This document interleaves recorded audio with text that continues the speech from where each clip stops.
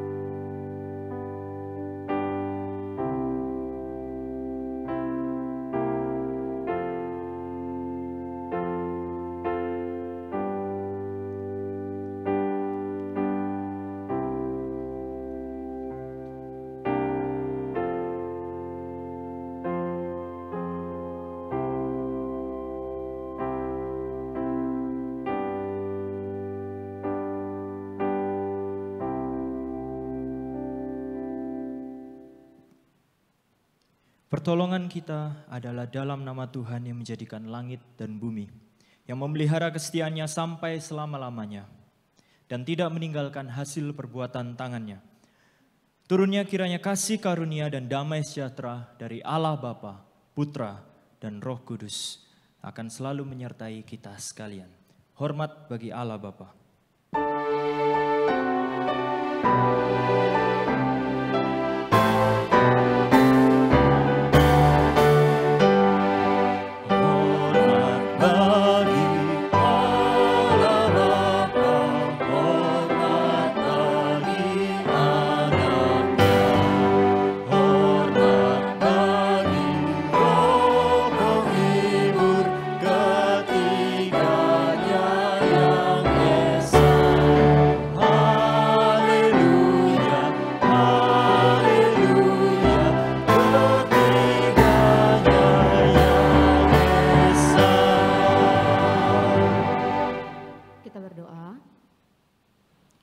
Tuhan Allah Bapa kami yang bertakhta dalam kerajaan surga, pada pagi hari ini kami sungguh bersyukur dan hati kami bersuka cita.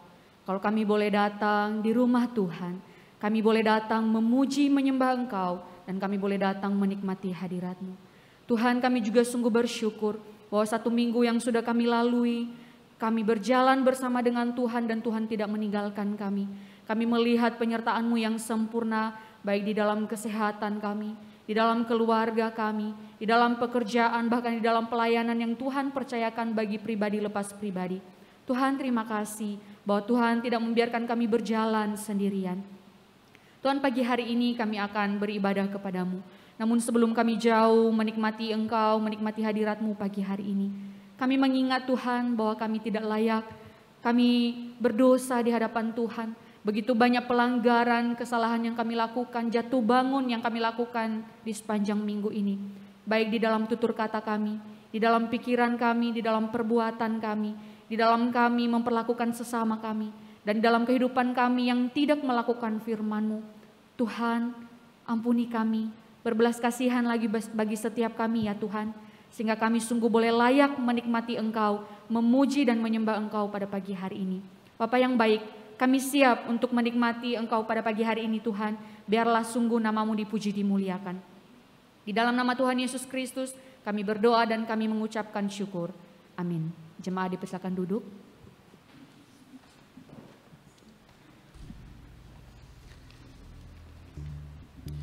Di dalam 2 Tawarik pasal 20 ayat 20 hingga ayat yang ke-21.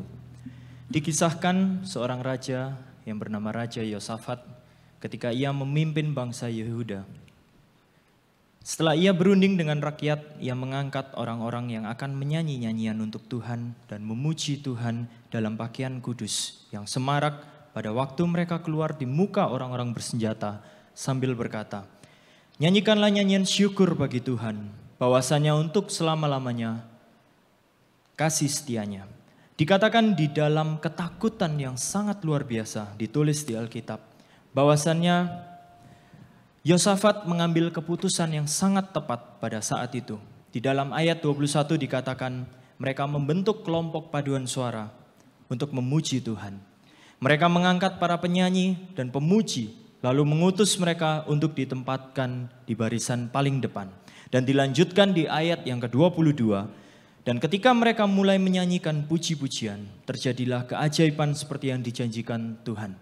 Ketika mereka mulai bersorak-sorai dan menyanyikan nyanyian pujian, dibuat Tuhanlah pengadangan terhadap Bani Amon dan Moab dan orang-orang dari pegunungan Seir yang hendak menyerang Yehuda sehingga mereka terpukul kalah. Alkitab tidak mencatat adanya pasukan Yehuda yang gugur, melainkan Alkitab mencatat tidak satupun musuh yang luput. Ada kuasa di dalam puji-pujian, ada kuasa di dalam nyanyi-nyanyian yang dikisahkan di dalam Alkitab. Marilah kita semua bersama-sama memuji, meninggikan nama Tuhan dengan mulut kita hingga pujian itu terdengar indah dan manis didengar olehnya.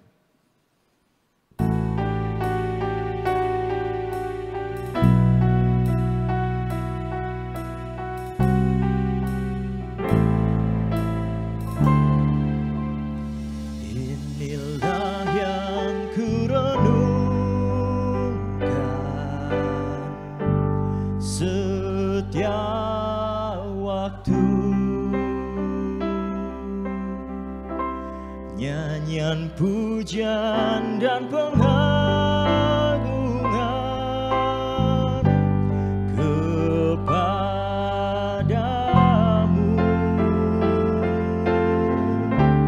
biarlah manis kau dengar Tuhan, manis kau dengar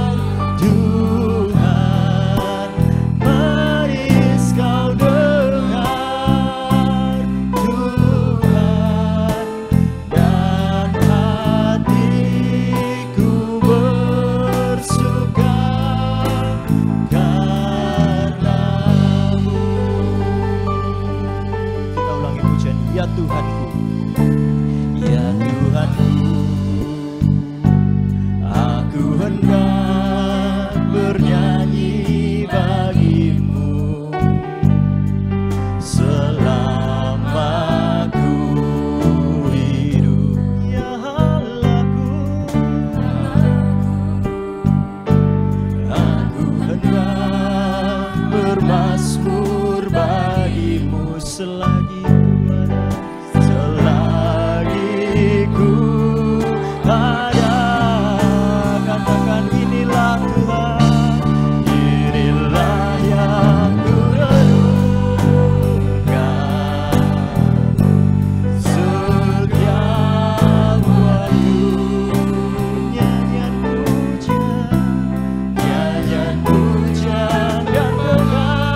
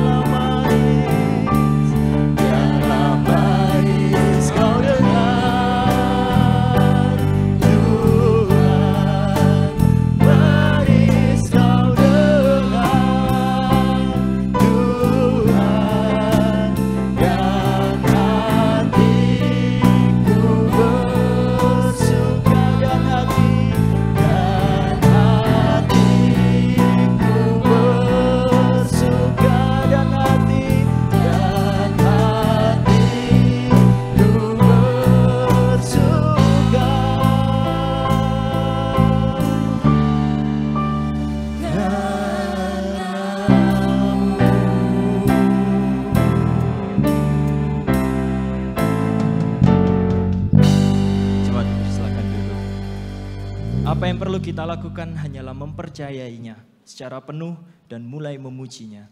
Hari ini Anda bisa mulai melakukannya. Berikan puji-pujian kepada Tuhan, nyanyikanlah disertai iman, dan semua itu akan mematahkan segala masalah apapun yang tengah kita hadapi saat ini. Bernyanyilah bagi Tuhan, dan Anda akan melihat bahwa tidak ada satupun dari musuh atau masalah yang berpeluang sama sekali untuk meruntuhkan saudara. Karena Tuhan yang kita sembah adalah Tuhan yang benar. Mari kita bersama-sama memuji nama Tuhan kita dengan sambil bertepuk tangan.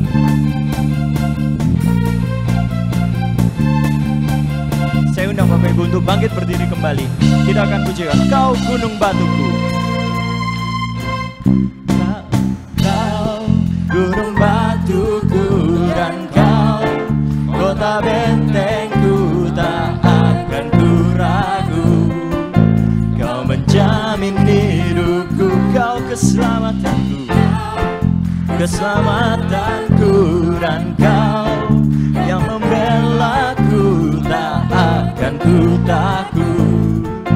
Kuasamu di dalamku, walau badai menerpa di dalam hidupku ini, namun tangan-Mu Tuhan mengangkatku tinggi. Kau Tuhan yang benar, tak pernah tinggalkan. Dahulu, sekarang, selamanya, janji-Mu tak berubah. Kau Alfa dan Omega, awal dan akhir. Semesta alam memuja Engkau Tuhan yang benar. Dengan sambil bersorak-sorai kita akan pujikan Kau gunung batuku, Kau kota bentengku.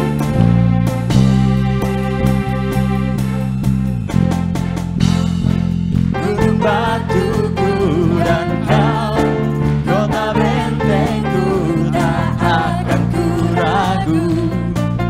Kau menjamin hidupku, Kau keselamatanku, keselamatanku, dan Kau yang membelaku, tak akan ku takut.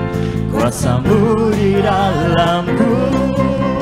Walau badai menerpa di dalam hidupku ini, namun tangan-Mu Tuhan mengangkatku tinggi. Kau Tuhan yang benar, tak pernah tinggalkan.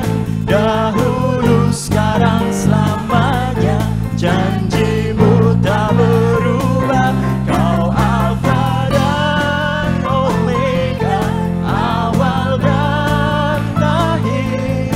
Semesta alam memuja Engkau Tuhan yang benar. Kau Tuhan yang benar, tak pernah tinggalkan. Dahulu, sekarang, selamanya, janji-Mu tak berubah. Kau Alfa dan Omega, awal dan akhir. Semesta alam memuja Engkau Tuhan yang benar. Semesta alam memuja, semesta alam memuja, semesta alam memuja Engkau Tuhan yang benar.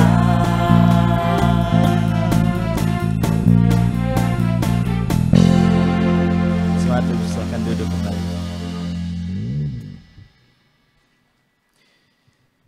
Peristiwa turunnya Roh Kudus di dalam Perjanjian Baru setidaknya terjadi 2 kali, yaitu pada waktu Yesus dibaptis, yang menjadi tanda dimulainya pelayanan Yesus selama 3,5 tahun di dalam kuasa Roh Kudus. Yang kedua, pada waktu Pentakosta, tepatnya hari ini, dalam bentuk lidah-lidah api, yang merupakan start awal atau tanda dimulainya pelayanan para murid di dalam kuasa Roh Kudus. Turunnya Roh Kudus bukan dimaksudkan sebagai pelayan untuk tujuan pribadi kita. Kita sering mendengar Roh Kudus menolong di saat susah, Roh Kudus menolong di saat sedih, di saat galau. Bukan itu. Terlalu dangkal jika kita memaknai atau memandang turunnya Roh Kudus hanya sebatas itu. Roh Kudus turun untuk tujuan kepentingan pelayanan misi kerajaan Allah. Memampukan setiap kita, setiap murid-muridnya untuk mengabarkan Injil, menyembah Allah dalam roh dan kebenaran. Mari kita akan pujikan Ku Sembah Kau Allah.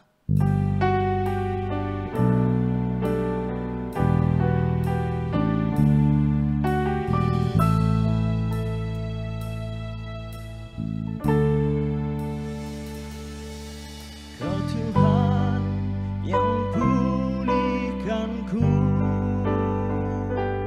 Kau Yesus yang sembuhkanku. Kau sanggup limpahkan kebutuhanku, Yesus, Kau baik bagiku.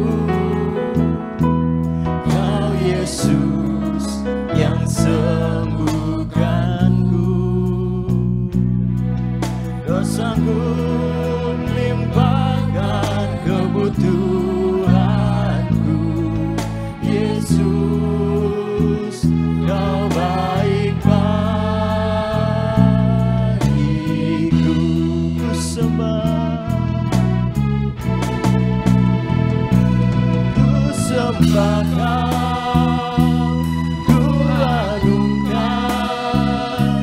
Kau ajaib dalam hidupku. Ku sembah Kau, ku agungkan, Yesus Kau jawabanku. Jemaat ini silakan bangkit beri. Ku sembah Kau, sembah Kau, ku agungkan, Kau ajaib dalam hidupku. Ku sembah Kau, ku agungkan, Yesus Kau jawabanku. Yesus Kau jawabanku. Yesus Kau jawabanku. Yesus Kau jawabanku. Yesus Kau jawabanku.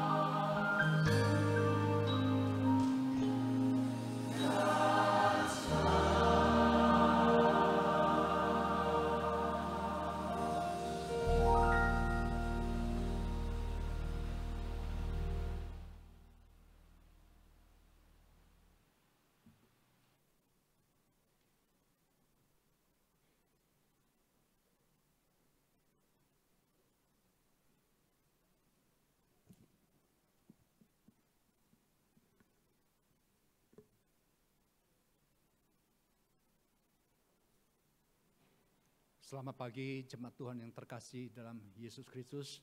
Salam untuk kita sekalian. Pagi ini saya ingin menyampaikan firman Tuhan dengan tema menyambut kedatangan Kristus yang kedua kali.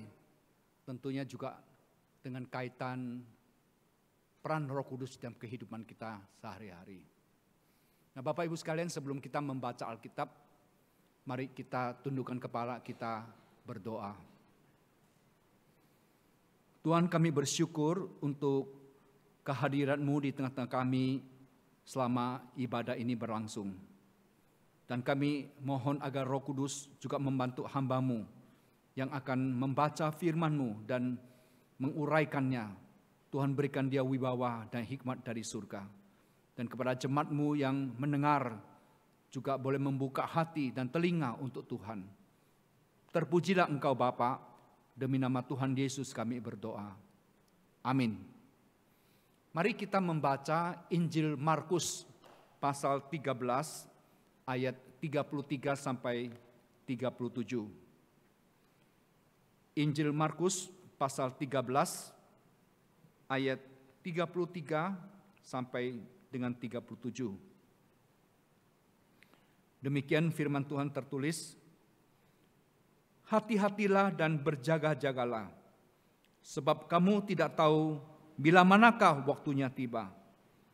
Dan halnya sama seperti seorang yang berpergian, yang meninggalkan rumahnya dan menyerahkan tanggung jawab kepada hamba-hambanya, masing-masing dengan tugasnya, dan memerintahkan penunggu pintu supaya berjaga-jaga. Karena itu berjaga-jagalah, sebab kamu tidak tahu bila manakah tuan rumah itu pulang, menjelang malam, atau tengah malam, atau larut malam, atau pagi-pagi buta. Supaya kalau ia tiba-tiba datang, jangan kamu didapatinya sedang tidur.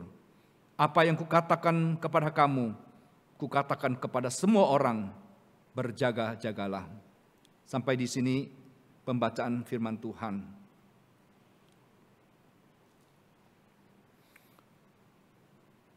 Bapak Ibu, saudara-saudara sekalian, masih segar dalam ingatan kita, 10 hari yang lalu tanggal 18 Mei, kita memperingati kenaikan Tuhan Yesus ke surga.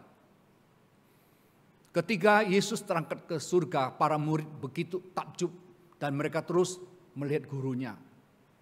Sampai kemudian tampil seorang malaikat yang berkata kepada mereka, "Hai orang-orang Galilea, mengapakah kamu berdiri melihat ke langit?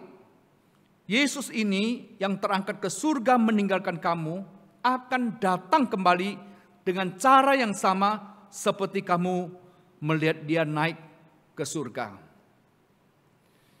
Saya percaya janji malaikat Tuhan ini pasti ditepati. Tapi pertanyaannya, saudara, apakah saudara dan saya tahu apa yang akan terjadi ketika Yesus datang kedua kali?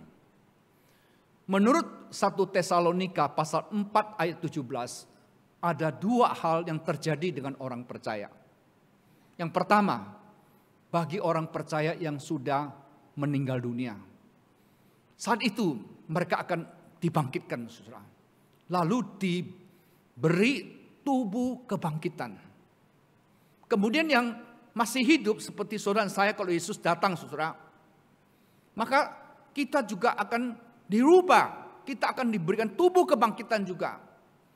Kemudian yang mati dibangkitkan dan kita sama-sama diangkat, saudara, untuk berjumpa Tuhan di angkasa. Dan kemudian kita akan dibawa ke surga. Kita akan tinggal bersama-sama dengan Tuhan selamanya. Bukankah ini satu peristiwa yang sangat menggembirakan kita, bukan? Amin, saudara-saudara sekalian. Karena itu, saudara-saudara, kita orang percaya itu harus menyambut kedatangan Kristus itu yang kedua kali itu dengan sukacita, bukan dengan ketakutan, saudara. Karena kedatangan Kristus yang kedua kali itu adalah hari kemenangan bagi kita. Hari sukacita bagi kita, saudara. Kita harus menyambutnya dengan penuh pengharapan, menunggu dengan pengharapan, saudara. Tapi pertanyaannya, kapan Kristus Yesus datang kedua kali? Ini, saudara, kita tidak bisa menjawab. Karena apa? Karena ini adalah rahasia Tuhan. Ya.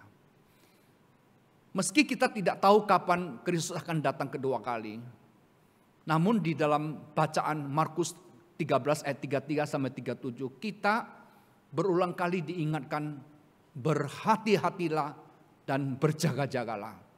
Bahkan ungkapan berjaga-jaga itu ditulis 4 kali, saudara. Itu berarti penting sekali, saudara. Berjaga-jaga itu berarti bersiap-siap, berawas-awas, atau berhati-hati. Tujuannya apa? Tujuannya adalah kita tidak akan terkejut dengan peristiwa yang akan terjadi di depan kita, saudara. Kita perlu berjaga-jaga. Kemudian firman Tuhan juga menulis, ya, ungkapan berjaga-jaga itu diceritakan di dalam satu perumpamaan. Ada seorang yang sangat kaya, saudara. Seorang tuan, dia akan berpergian jauh. Dia tidak memberitahukan kepada hamba-hambanya kapan dia datang. Cuma dia membagi-bagi tugas kepada mereka. Lalu berpesan, ya, lakukan tugasmu dengan baik, dengan sungguh-sungguh. Bisa saja dia akan pulang pada waktu yang tidak terduga, saudara. Nah, saya percaya, ya, tuan rumah ini adalah seorang yang kaya sekali, ya. Pasti rumahnya sangat besar, punya banyak kamar, punya banyak ruang, kebunnya luas, dan seterusnya, saudara. Dan mereka harus bekerja keras merawat rumah itu supaya waktu tuannya pulang tidak kelihatan kotor dan sebagainya. Bapak Ibu sekalian, di Amerika, ya, banyak orang kaya, ya. Nah, salah satu orang yang bernama Oprah Winfrey, ya. Dia seorang artis yang sangat terkenal di Amerika. Rumahnya itu harganya 1,1 triliun. Ya. Wah, luar biasa, saudara. Kita tidak bisa membayangkan berapa luas, ya.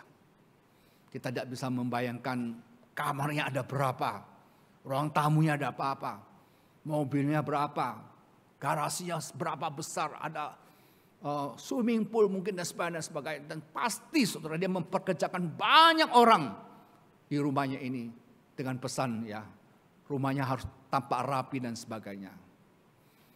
Nah, Bapak Ibu sekalian, apa yang akan terjadi, ya, kalau satu hari ketika Oprah Winfrey ini pulang, gitu, ya, dia menemukan petugas bagian CCTV itu tertidur seperti itu, saudara. Lalu tangan kirinya masih pegang burger, ya. Jadi rupanya dia terlalu capek makan burger 1-2 kali gigitan, dia ketiduran, saudara. Wah, itu Oprah Winfrey pasti akan sangat marah sekali itu, ya, ketemu dengan penjaga yang demikian. Demikian juga pada waktu Yesus datang kedua kali ketika dia melihat hidup kita serampangan, hidup kita tidak karuan, saudara. Tuhan juga akan sangat sedih sekali, ya. Tapi, ya, ketika tuan rumah pulang, dia melihat penjaganya bersikap, saudara, awas, saudara. Dia tentu senang sekali, saudara. Nah, jemaat Tuhan yang terkasih, di dalam rangka kita menyambut kedatangan Kristus yang kedua kali ini, bagaimana kita juga harus bersikap. Tidak arti kita berwaspada, berjaga-jaga di dalam hal apa, saudara. Nah, hal yang pertama saya ingin katakan adalah kita harus serius dengan masalah keselamatan jiwa kita, saudara. Maka hal yang pertama yang saya mau bahas adalah kita sebagai orang Kristen harus to know Christ, ya, mengenal Kristus. Nah, apa artinya mengenal Kristus? Mengenal Kristus menurut Randy Rodden, saudara, dia mengatakan bukan hanya sekedar mengumpulkan informasi tentang Kristus. Artinya, saudara, mengenal Kristus itu bukan hanya cuma setiap minggu kita datang dengan khotbah, ngerti tidak ngerti, ya sudah wes. Lalu kita membaca firman Tuhan, ngerti tidak ngerti, ya sudah wes. Kita ikut PA, ngerti tidak pergi, ya wes, saudara. Bahkan kita sudah dibaptis, bahkan kita ikut perjamuan kudus. Tapi kita tidak serius memikirkan tentang keselamatan kita. Kita harus berhati-hati, saudara. Mengenal Kristus berarti kita memiliki relasi dengan Kristus. Bukan saja memiliki relasi, tapi kita juga mengalami kehadiran Kristus dalam setiap aspek kehidupan kita. Dan kita betul-betul merasakan Kristus itu bekerja dalam hidup kita. Dia betul-betul mengubah hidup kita, saudara-saudara sekalian. Nah, di dalam konteks mengenal Kristus, apa sih keuntungnya bagi kita, saudara? Saudara, kalau kita membaca di dalam Yohanes pasal 17 ayat 3, di situ dikatakan, inilah hidup yang kekal itu, yaitu bahwa mereka mengenal Engkau satu-satunya Allah yang benar, dan mengenal Yesus Kristus yang telah Kau utus.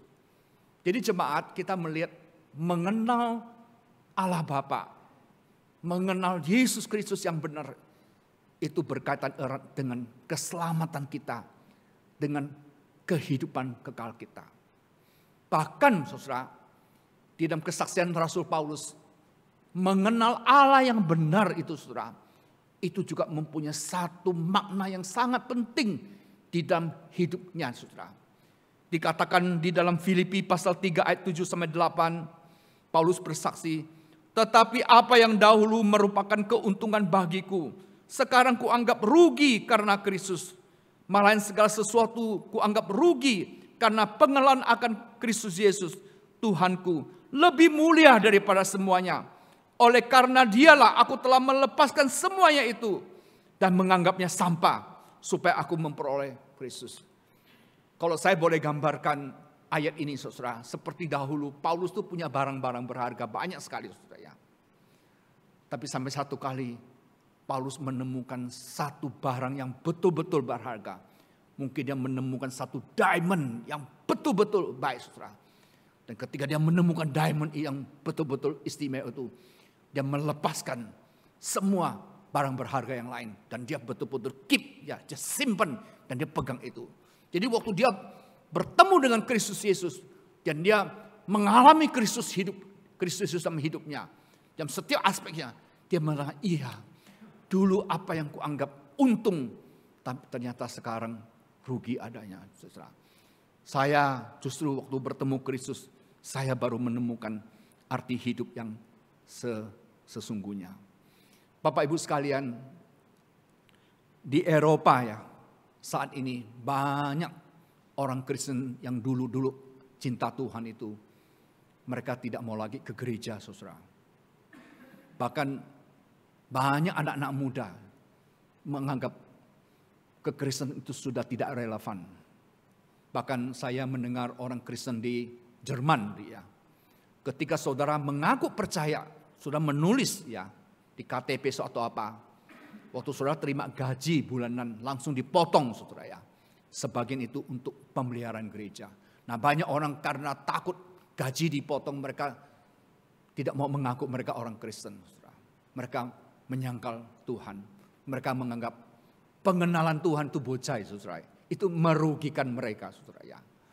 Nah, saudara, banyak orang Kristen di Eropa sudah tidak loyal lagi sama Tuhan. Tidak mencintai rumah Tuhan lagi. Mereka membiarkan rumah Tuhan. Karena itu tidak heran, saudara, di dalam 20 tahun terakhir ini ada 500 gereja, saudara, yang dijual ke agama lain, saudara. Salib Yesus Kristus yang besar, yang terang benderang itu diturunkan, saudara. Lalu diganti dengan lambang agama lain. Waktu saya membaca itu, saya nangis. Saudara. Kenapa? Karena orang Kristen yang dulu mencintai Tuhan sekarang tidak lagi. Mereka tidak lagi loyal sama Tuhan. Tidak punya komit lagi sama Tuhan. Baru-baru ini saya mendengar satu cerita, saudara, yang disampaikan oleh seseorang. Saya tertarik dengan apa yang dia katakan. Kemudian saya mencoba browsing ya di internet, saudara. Dan saya menemukan cerita ini saudara dengan tema A Country with No Values, saudara. Sebuah negara dengan tidak punya nilai. Maksudnya apa, saudara? Nah, diceritakan saudara pada tahun 1917 ya. Pemerintah Inggris mengutus Jenderal Frederick Stanley Maude dengan satu pasukan yang besar datang ke Timur Tengah untuk menaklukkan sebuah negara, saudara. Maka berangkatlah Jenderal Frederick ini, saudara. Dan kemudian dia tiba di perbatasan negara itu. Nah, saudara, sebelum dia memasuki negara itu, dia bertemu dengan seorang gembala yang sedang mengembalakan domba-domba, ya, dengan seekor anjing gembala yang kelihatannya setia sekali, saudara.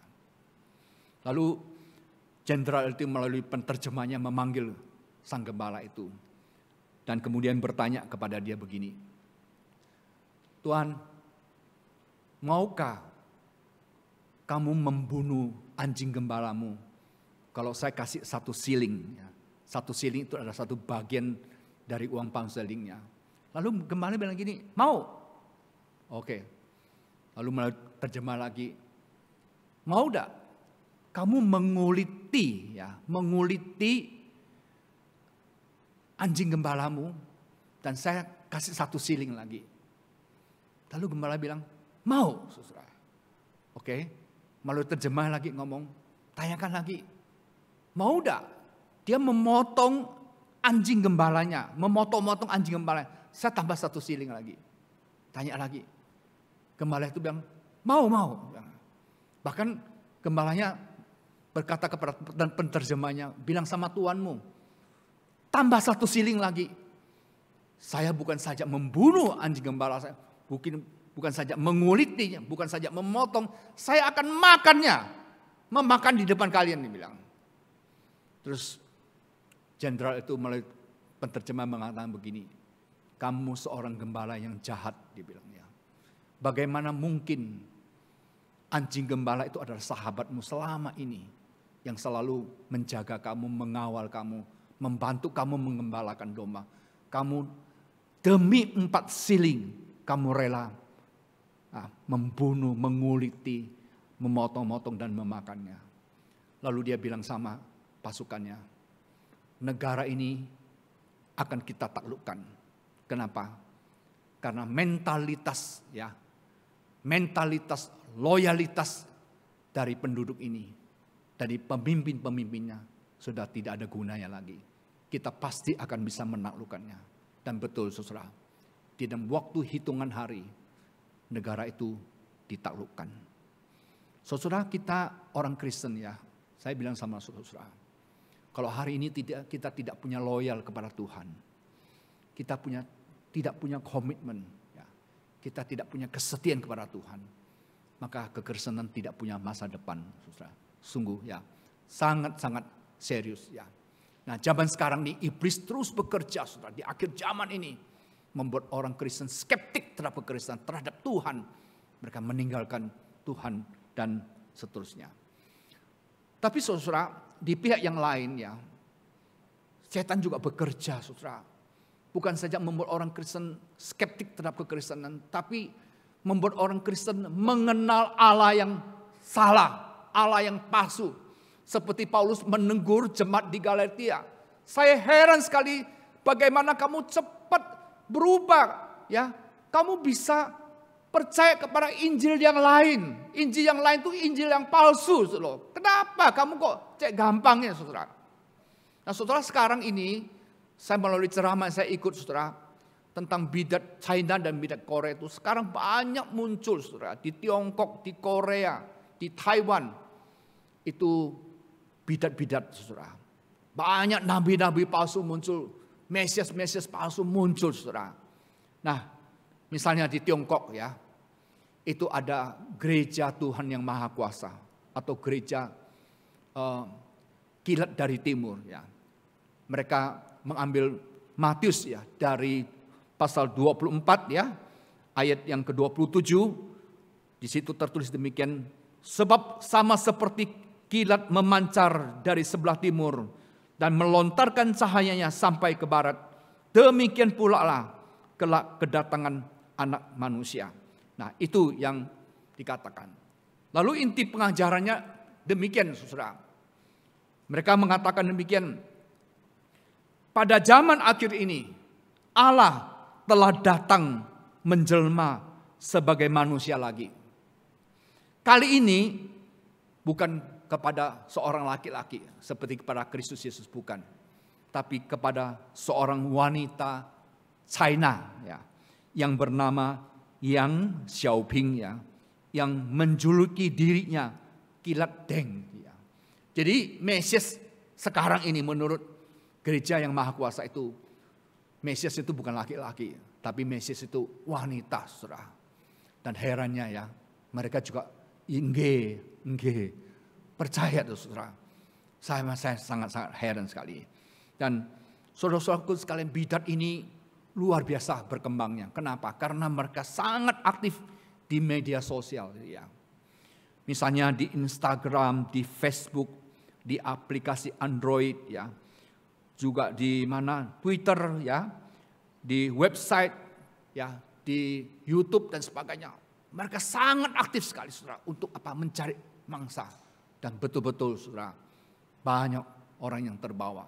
Bahkan saudara lihat ya di YouTube itu ada anak-anak muda ya, yang ayu-ayu, yang laki-laki ganteng-ganteng, mereka nyanyikan lagu bahasa Mandarin ya, yang ada nama Tuhan, ada nama keselamatan apa, saudara.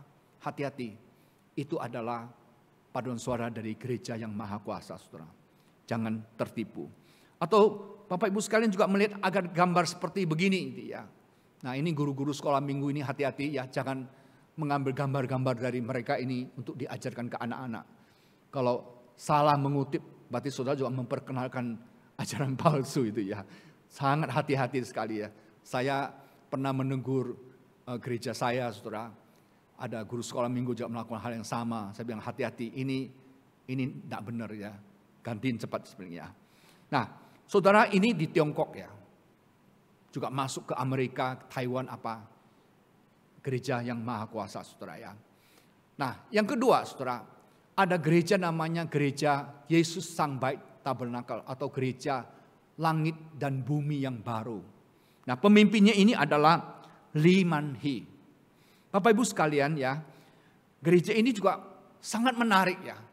Lihat gambar-gambarnya juga sangat indah ya. Persis kayak gereja Mormon itu ya. Kalau saudara lihat gereja warna-warna begini, hati-hati saudara ya. Ini seperti warna yang tidak biasa. Jangan ambil gambar ini lagi untuk kita pakai saudara ya. Nah, apa inti gereja langit yang baru, bumi yang baru? Mereka mengajarkan begini, saudara ya. Pada waktu Tuhan menciptakan Adam, Roh Kudus itu turun atas diri Adam ya. Tapi karena Adam berbuat dosa, Roh Kudus itu pindah kepada Nuh.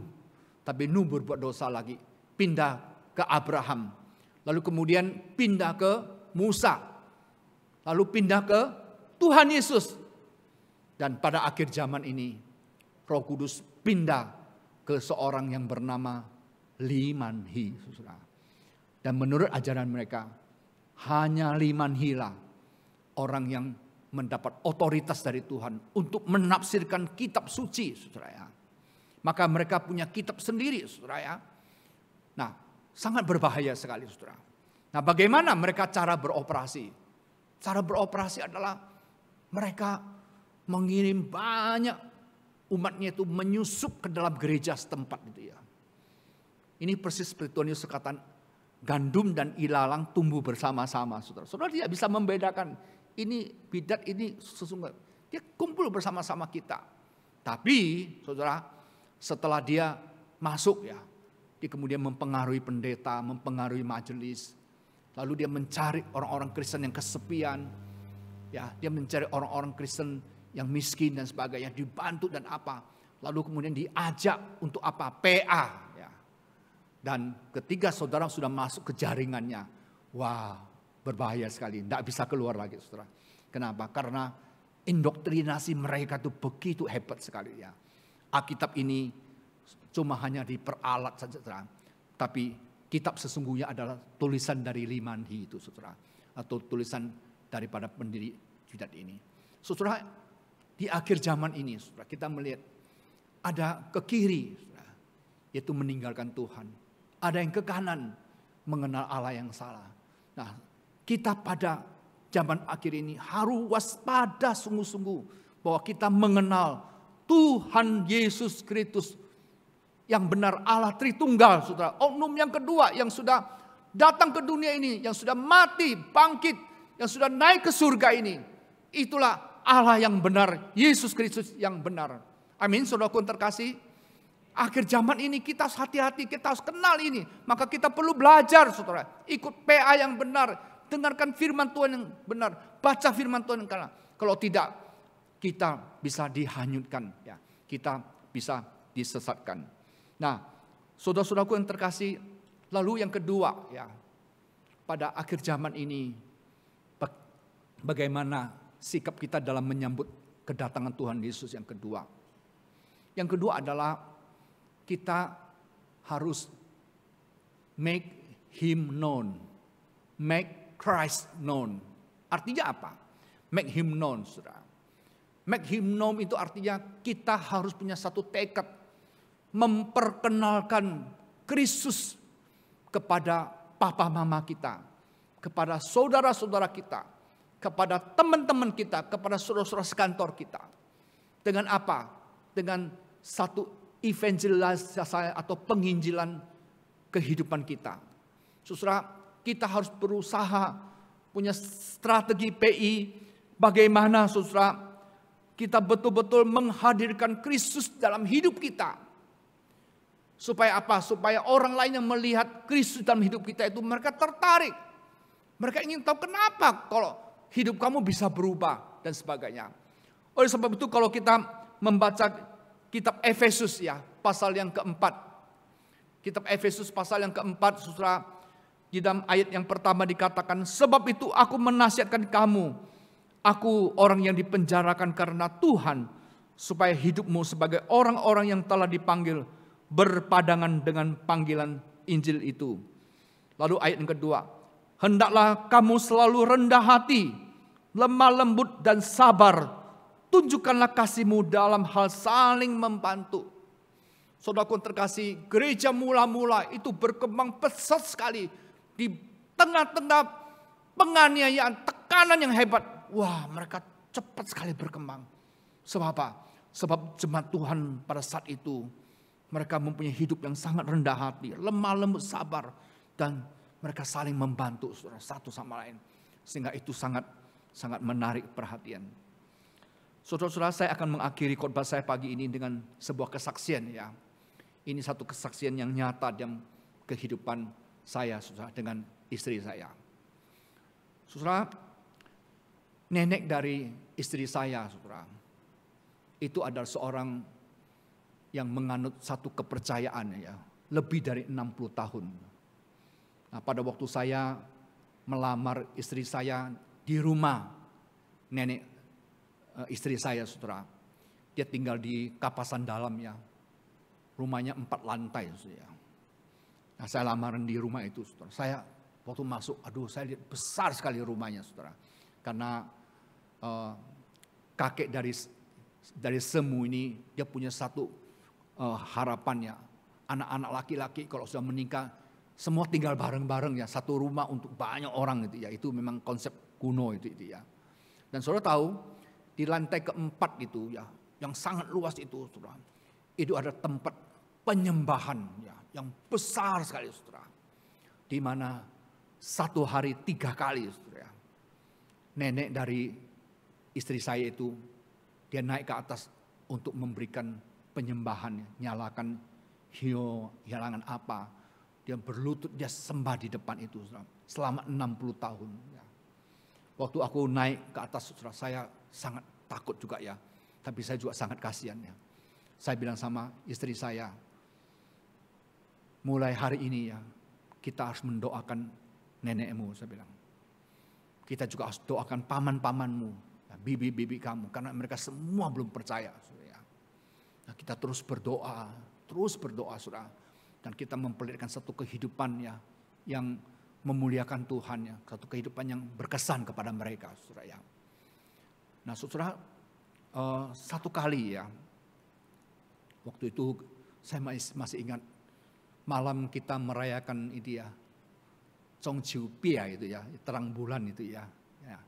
Saya waktu itu banyak dikasih jemaat kue Zhongqiu itu ya, kue terang bulan itu. Saya ambil 2 kotak ya. Lalu saya pergi ke rumah neneknya istri saya itu ya. Kita berkunjung gitu ya. Nah, waktu nenek dari istri saya itu melihat kami datang, dia senang sekali karena dia sangat sayang sama saya ya. Seringkali dia tanya istri saya, mana saya, William mana, kok tidak pernah datang sini ya.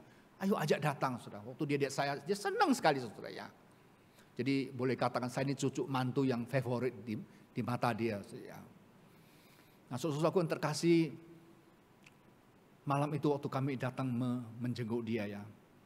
Dia secara langsung dengan muka yang sangat serius ya. Dia ngomong sama istri saya.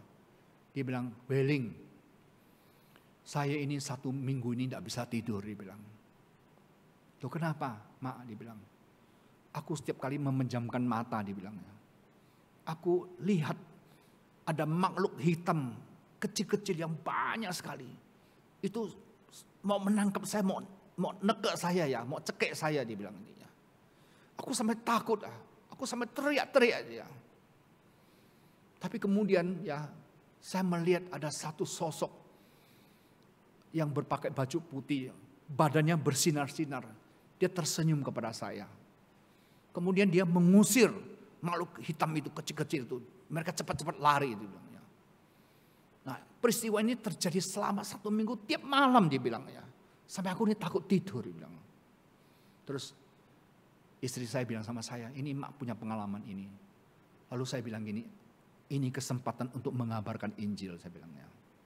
Terus saya bilang sama istri saya, bilangan sama Mak, itu makhluk yang kecil-kecil itu, yang mau tekek itu, yang mau tangkap itu adalah setan, saya bilang itu ya. Setan mau menangkap Mak, mau membinasakan Mak itu ya. Waktu dia dengar begitu, dia takut, dia bilang. Terus bagaimana? Terus saya bilang, kamu jamakan lagi ya. Itu sosok yang putih itu adalah Tuhan Yesus. Tuhan Yesus datang cari Mak. Tuhan Yesus sayang sama Mak. Tuhan Yesus sudah mati bagi Mak, tapi sudah hidup. Dan sekarang dia di surga menjaga orang-orang yang percaya kepada dia. Dan saya menginjili dia malam itu, saudara, melalui terjemahan. Saya semangat sekali, saudara. Sampai akhirnya ya saya tantang dia. Mak, mau tidak menerima Tuhan Yesus sebagai juru selamat? Karena Tuhan Yesus sayang sama Mak. Tanpa saya duga, dia bilang, saya mau terima Tuhan Yesus. Mak mau jadi mau enggak jadikan Tuhan Yesus sebagai juru selamat? Mau, dia bilang. Saya tantang lagi. Kalau Mak sudah mau terima Tuhan Yesus, mau enggak Mak dibaptis karena umurnya sudah 90 lebih, saudara ya. Saya takut enggak ada kesempatan lagi. Mau, dia bilang. Terus saya bilang, Ling, kamu coba telepon itu ya, anak-anaknya ya. Dan juga bibi suruh datang itu ya, suruh sebagai saksi itu ya. Nah, di depan mereka saya tanya lagi, mau percaya, mau dibaptis. Saya tanya sama anak-anak, boleh tidak saya baptis? Mak, dia bilang. Anak-anak bilang, silakan. Malam itu saya baptis dalam nama Allah Tritunggal, saudara. Dan 1 bulan kemudian, nenek dari semu saya yang usia 94 tahun waktu meninggal dunia, saudara ya. Bayangkan, saudara, 1 bulan sebelum meninggal dunia, dia diselamatkan, saudara. Saudara, saya percaya ada namanya doktrin pemilihan. Ya, saya percaya itu. Saya percaya ada anugerah yang Tuhan berikan, saudara. Tetapi, saudara, tidak cukup itu. Karena apa? Karena di dalam kitab Roma mengatakan, bagaimana kita punya iman? Iman itu muncul dari pendengaran. Pendengaran tentang apa? Tentang Yesus Kristus. Jadi kita ini harus ngomong, kita harus memberitakan Injil. Supaya apa? Orang yang mendengarnya itu bisa percaya, bisa menerima Kristus Yesus sebagai Tuhan dan Juru Selamat. Tapi justru itu, saudara, itu yang paling lemah. Di gereja masa kini, saudara, itu pernah diadakan survei. Satu survei, saudara, yang dilakukan pada tahun 2017 oleh satu badan survei namanya BRC ya, dengan mewawancarai 4.394 hamba Tuhan di seluruh Indonesia, yaitu di 33 provinsi. Ke 3.000 hamba Tuhan itu ditanyai. Penyebab paling utama pertambahan jumlah anggota jemaat itu apa? Nah, saudara, secara mengejutkan mereka memberikan jawaban. 45,7% itu karena pindahan dari gereja lain. 23,8% itu pertumbuhan biologis, artinya memiliki anak. Ya. Lalu 11,7% itu perkawinan dengan agama lain. 6,7% itu pertobatan dari agama lain. Lalu 2,2% karena pindah tempat tinggal. Ya. Nah, saudara, bagaimana dengan penginjilan? Penginjilan ini yang paling rendah, saudara. 1,7% orang percaya karena dari penginjilan, saudara. Saudara terkasih, sudah saatnya kita tidak lagi jadi orang Kristen nominal, hanya datang ke gereja. Setelah itu kita sudah tidak lagi peduli, saudara. Yang ingin Tuhan lakukan adalah hari ini kita mengalami apa? Apa yang Tuhan sudah kerjakan dalam hidup kita.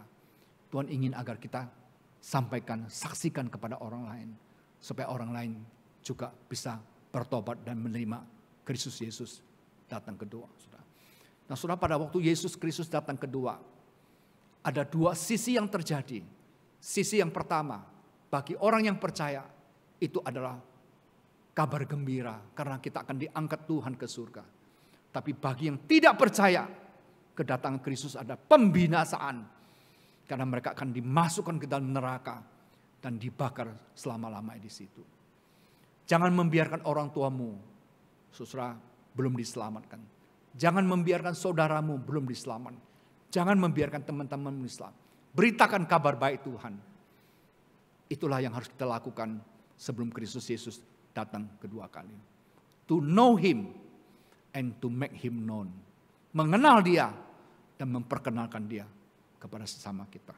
Mari kita bersama-sama tundukkan kepala, kita mau berdoa. Kita ambil waktu teduh sejenak untuk memikirkan keselamatan kita secara pribadi. Apakah kita sudah sungguh-sungguh menerima Yesus Kristus sebagai juru selamat kita? Kalau kita sudah sungguh-sungguh menerima Dia, apakah kita ada merasakan satu relasi dengan Tuhan Yesus? Adakah kita ada merasakan Kristus hadir di dalam setiap aspek hidup kita? Dia mengubah hidup kita. Dulu kita orang jahat, sekarang kita diubah menjadi orang baik. Dulu hati kita hitam, sekarang kita diubah dengan hati yang mirip Kristus Yesus. Tuhan, kami bersyukur untuk firman-Mu pagi ini. Biar Engkau selalu mengingatkan bahwa Yesus yang pernah datang, yang naik ke surga, satu hari akan datang lagi ya Tuhan.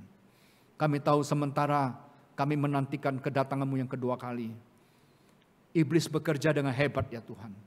Dia banyak menarik manusia menjauhi Engkau, skeptik terhadap Engkau, tidak peduli akan Engkau ya Tuhan. Tapi sebaliknya juga iblis bekerja ya Tuhan untuk menyesatkan orang-orang Kristen sehingga mereka tidak mengenal Engkau dengan baik. Para bidat ya Tuhan, para nabi palsu, mesias palsu mencoba menarik orang Kristen menjauhi Kristus. Dan kalau orang mereka tidak ditolong, mereka akan binasa ya Tuhan. Tuhan, tolong kami di akhir zaman ini supaya kami sungguh boleh mengenal Engkau. Saat ini kami mendoakan gereja-Mu di tempat ini Tuhan, untuk hamba-hamba Tuhan, khususnya Gembala Bapak Sulaiman yang hari ini tidak bersama kami karena pulang ke Kalimantan untuk menjenguk mama yang sedang sakit. Tuhan, Kau juga menyertai perjalanan dia.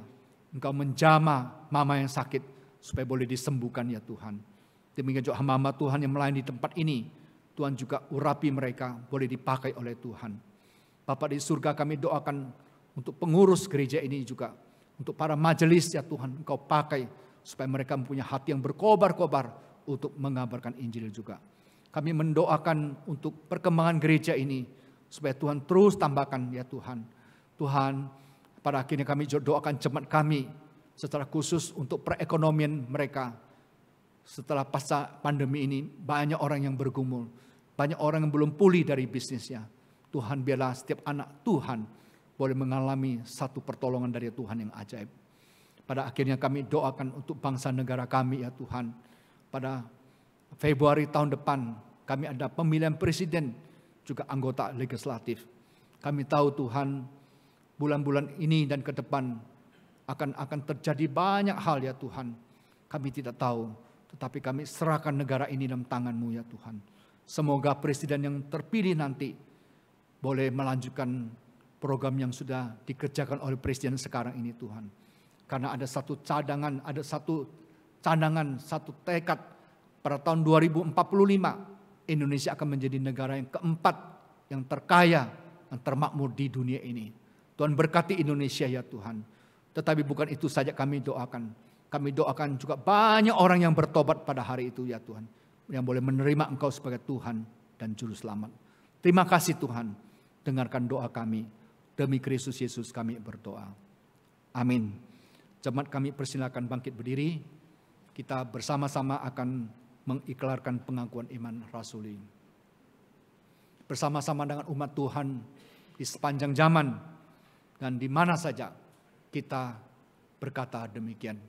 Aku percaya kepada Allah, Bapa yang Maha Kuasa, Khalid langit dan bumi, dan kepada Yesus Kristus, anaknya yang tunggal Tuhan kita, yang dikandung dari Roh Kudus, lahir dari anak darah Maria, yang menderita sengsara di bawah pemerintahan Pontius Pilatus, disalibkan, mati dan dikuburkan, turun ke dalam kerajaan maut. Ada yang ketiga, bangkit pula dari antara orang mati, naik ke surga, duduk di sebelah kanan Allah, Bapa yang Maha Kuasa. Dan dari sana Ia akan datang untuk menghakimi orang yang hidup dan yang mati. Aku percaya kepada Roh Kudus, gereja yang kudus dan am, persekutuan orang kudus, pengampunan dosa, kebangkitan tubuh, dan hidup yang kekal. Amin. Silakan duduk.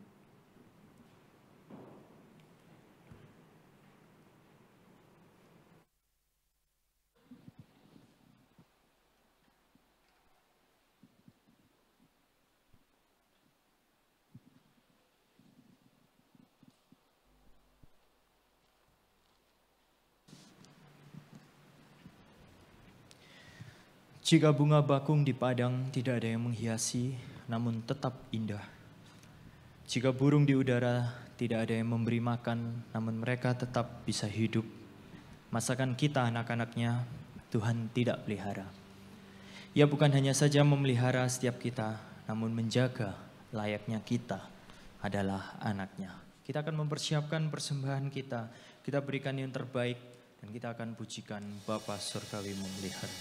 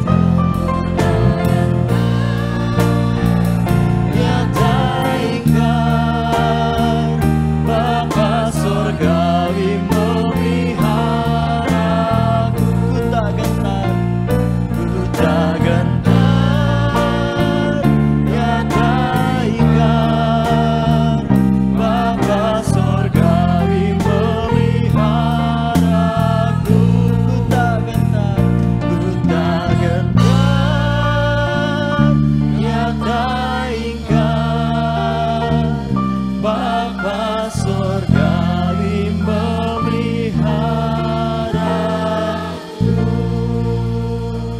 Mari kita masuk dalam doa. Bapa, kami sungguh sangat mengucap syukur ya Tuhan, kami memiliki Allah seperti Engkau. Kami mengucap syukur jikalau sampai hari ini Tuhan kami memiliki iman dan pengenalan akan Engkau Tuhan Yesus Kristus. Kami memiliki Tuhan yang benar, kami memiliki juru selamat yang menyelamatkan hidup kami dari kebinasaan ya Tuhan. Kami sungguh sangat mengucap syukur jikalau pada hari ini bukan saja kami boleh menyembah, memuji dan memuliakan nama-Mu ya Tuhan, namun kami juga boleh mendengarkan firman-Mu. Dan saat ini Engkau izinkan kami untuk boleh mempersembahkan apa yang Tuhan sudah berikan bagi setiap kami. Biarlah persembahan ini berbau harum di hadapan-Mu ya Tuhan. Dan persembahan ini boleh Engkau pakai untuk memperluas kerajaan-Mu. Terima kasih ya Bapa, hanya di dalam nama Tuhan Yesus Kristus kami mengucap syukur dan berdoa. Amin. Kita akan kembalikan segala puji, hormat dan kemuliaan bagi nama Tuhan kita, Allah Tritunggal. Doksologi.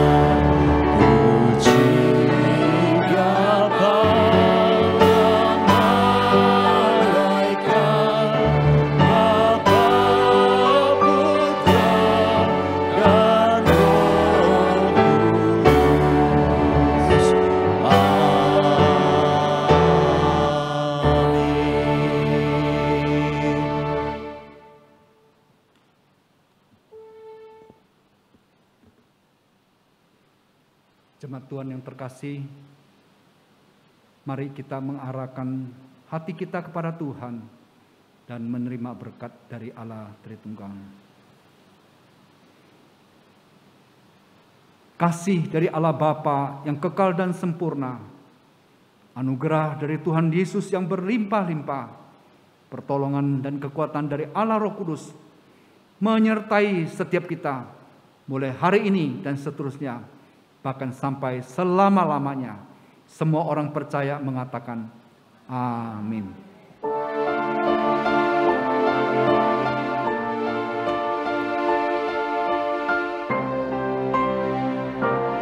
Tuhan melindungi kau, Tuhan memberkati kau.